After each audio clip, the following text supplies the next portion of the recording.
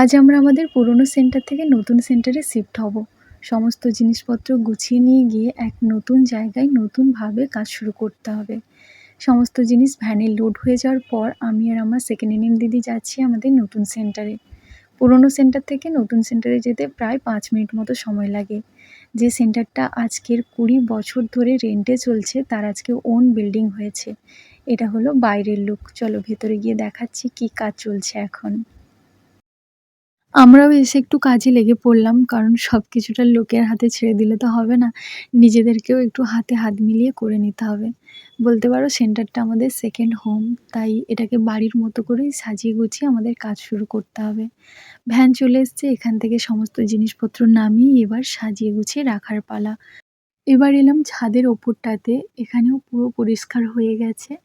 আর এই ফার্স্টের রুমটাতে হবে এনসিডি ক্লিনিক, মানে যেখানে আমি বসবো।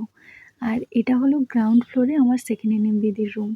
পরিষ্কার হয়ে গেছে রুমগুলো, শুধু জিনিসপত্রগুলো গোছাতে বাকি আর আইসিগুলো টাঙানোর পালা। এখন দিদি খাতাপত্র গোছাচ্ছে। এখন প্রায় 5টা বেজে গেছে। আজকের আর কিছুই হবে না, আবার বাকি কাজ কালকের হবে।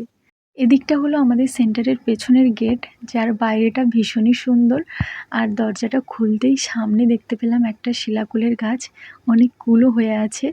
জেঠিমা এখন পারছে আমাদেরকে খাওয়ানোর জন্য। চলো আজকের ভিডিওটা এখানেই শেষ করছি। টাটা।